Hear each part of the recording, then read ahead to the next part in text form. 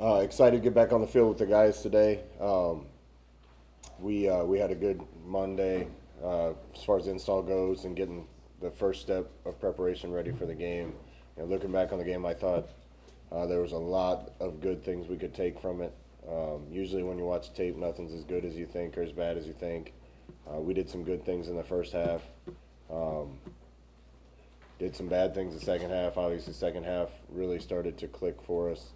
It's been a process to get everybody working together and on the same page and new pieces and knowing the little details and things that it takes to make plays work and make plays on defense. That's what we're going to continue to work on. And I think the kids are in a good spot, understanding and feeling confident in where they can go, but knowing we still have a lot of things we can fix. How would you evaluate the offensive line? That group is working together for the first time. Yeah, I don't really want to single out the O line because to me it's the run game in general, and I will say this: the running backs played well. Everybody that got in played well. Running backs make O lines look better, and O lines make running backs look better. And sometimes receivers and quarterbacks are part of that too. Um, the first half we gave up 2 sacks, and that was all we gave up. But that 2 is too many. And I thought one of the promising things to see was to see us control the ball when we needed to at the end of the game and just be able to run it. But that's a team effort, not one person or one unit. Are they firing off the ball up front like you want? It's a lot better. We can get better at every position, so I know they work on that all the time, and hopefully that continues to improve. But I like what I see. What's your concern level about the run defense? How can that maybe improve? What are the areas that can get better right away? Consistency, Sam. When you watch the game, even me being on the headset with those guys, we'll knock a run out for one and then one for -2. We've had too many that have creased, and that's just detail. We're going to do a little more ones versus ones this week. Some ways I feel as the head coach watching, like the defense needs to see those plays being run at the speed that the one offense can give them. And even though we don't get perfect looks on either side and trying to give each other a look, I think it's important to continue to do those things. So we'll do a little more of that. We weren't able to do much of that last week, coming off a trip overseas. You played safety in the NFL. You know that. You know the secondary position well. Your two safeties have played 155 and 153 snaps of 155. How have you seen them play? And I mean, this is kind of new for both of them. How they've done, particularly you.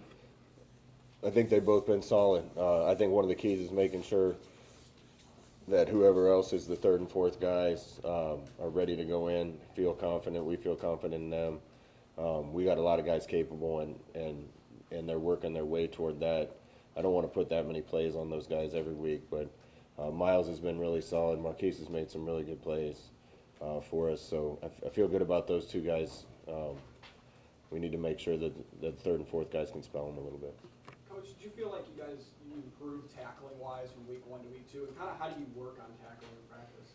We work on tackling all the time. The one thing you can't get is too many live reps in practice, and we probably get as many or more than most.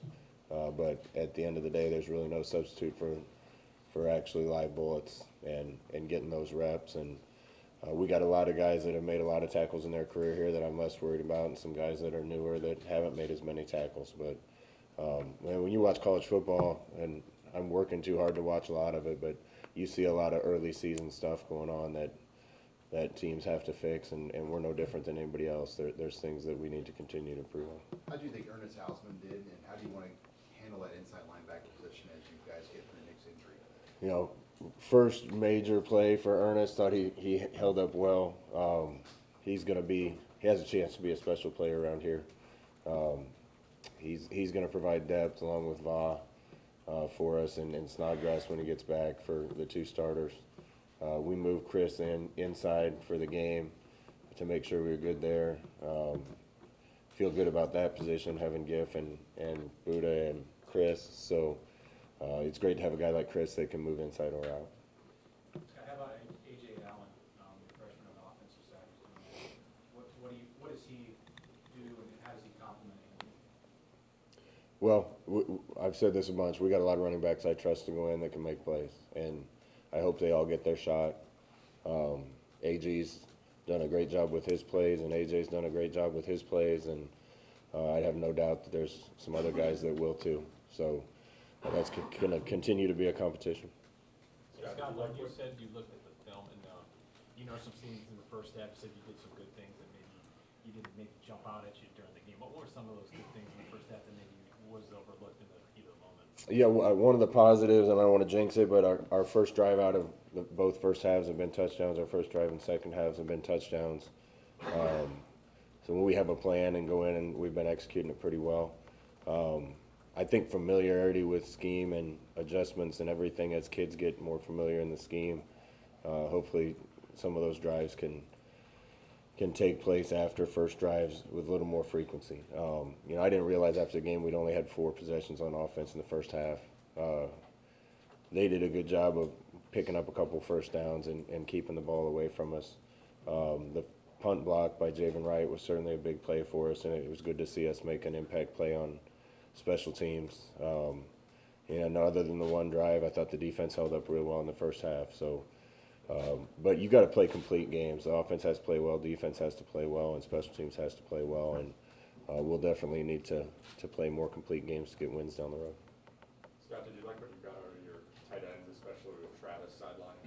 Yeah, they gave Bork a lot of crap for being nervous and dropping the first ball, but he settled in and played really well. Chancellor Brewington's a special kid. He is tough, can do about anything we ask him. He played really well too. AJ got quite a few snaps, and that was good to get him his first experience. We're looking forward to having Travis back real soon. You mentioned all the skill guys you have. How tough is that to balance playing time? Like Gabe Urban kind of pops in late in the third quarter. You want to get a guy touches, but you're in the middle of a tight game. What's that balance like as a coach? It's tough because there's a lot of guys that deserve to play, and guys just have to be ready when they get their opportunity. And the one thing we can't do is ever have it be about an individual. The team's bigger than any of us, and we're gonna put the guys on the field we think give us the best chance. There's a few positions where we have a lot of guys that are capable, and sharing those reps is going to be a challenge. What kind of person do you have to be to do what Chance is willing to do every game? I mean, he's pretty thankless. I know he got a touchdown, but a lot of what he does is blocking guys that are bigger than him, doing sort of gritty tasks. Yeah, I can make a highlight tape already of him making some impactful and impressive blocks. He's a selfless kid. He does anything we ask him. He's one of the toughest guys on the team, and I have a ton of respect and admiration for him. Scott, I think I saw Brandon Moore pop out there late in the game. I mean, his story, just a guy who was out of football a few years and getting back out there. You've known him a while. What was that like to see that? Yeah, Dan's one of the players I've coached that I'm the closest with, and he's like a son to me. So I said it when he came. If he ends up helping us a bunch this year, then that's great. If we end up helping him, then it's worth it for me. Without going too far into the Anthony Grant discussion, on film, did anything jump out at you after you watched it? I thought the vision of the running backs in general, everybody that got a chance, was really good. They saw some cracks and hit some seams to get extra yards that were hard to see. Thought Anthony's patience was really good on a couple of the runs, not just running blindly up in there, but waiting for blocks to develop. And with a lot of these guys, if we can get them on the second level, we have a chance to make big plays now. And it's kind of up to the O-line and the coaching staff to get us in the right place and the right schemes to make sure that some of these backs can get in space. Scott, you mentioned multiple times Ramir Johnson's in between positions of wide receiver and running back. What does that mean exactly? Is he out of the playbook yet, behind guys at either position? What's going on there? He had an unbelievable week. Ramir had an unbelievable week of practice last week at receiver. There's still some detail as you're spending a lot more time at that position. There's some detail to it that it just takes a while to learn. He's one of the guys I feel the worst for right now, but I have no doubt he's going to be a big part of what we're doing through the course of this season. He's too good a player not to. So we kind of had a plan to get him in more than we got him in Saturday, but we'll keep looking for spots to use him because he's got a lot of talent. Is he gonna be more part of the game plan this week? I don't know. We'll see. Is he kind of a fan of that, being a receiver more than running back? I think he just one of the things I really respect about him. He's going to do whatever it takes to help the team, and obviously he did a lot of that last year as a running back. I think he's capable as a receiver. He's looked really good out there, so he's capable of helping us a lot of places. We have more depth at both those spots than we've had in the past, so it's going to take him a little while to get really comfortable outside. We know we can move him back in the backfield anytime we need. Their quarterback, George Southern quarterback, you saw him last year with Buffalo, right? How beneficial is that not getting, having some tape on him? Yeah, it helps. You know, he's familiar with this place and he's been in this environment before too, so it probably helps him. Little different scheme in offense and different uniform. He's a good player. You know, Buffalo gave us everything we wanted to handle last year, and he was a part of that. So we got a challenge coming in here. How well do you know Clay Helton just from your Pac-12 days? A little bit. Got a ton of respect for him for everything he accomplished there as a coordinator and head coach, and I'm sure coming into a new place that had run a different scheme on offense, there was a lot of challenges there. Judging on the way they played first week, they've done a really good job.